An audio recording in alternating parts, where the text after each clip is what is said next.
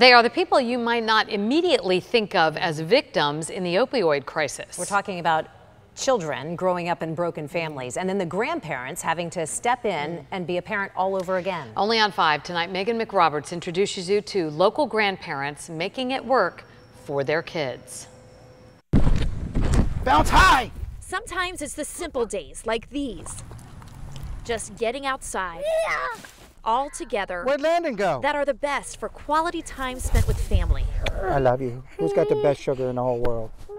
That's right. Especially for the Graves family. Come on, big boy. Since they've all been under the same roof for only a few years.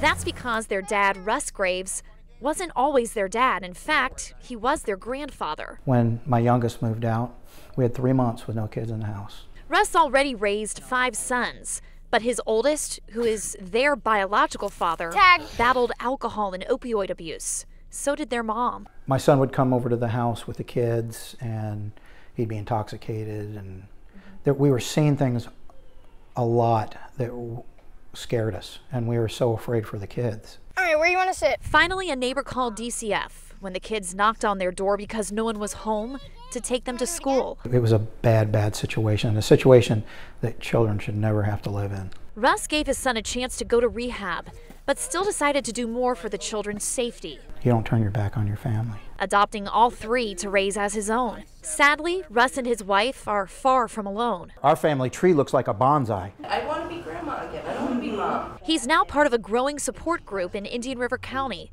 helping the growing number of grandparents having to parent all over again because of drugs. I'm going to be 73 when he graduates high school. How old are you going to be? I'm going to be 67. They're helping each other navigate the financial and emotional toll this takes. I retire in 2 years. This is not what I thought retirement was going to be. Russ knows he won't be an empty nester again for years. Okay, throw it that way.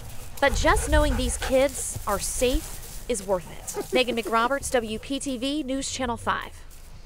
Incredible family, incredible family. What a thing they're doing for their grandchildren. It's amazing. That support group, boy, you know how important that must be to these grandparents. It meets several times a month, and there are similar groups that are forming around the state, even around the country.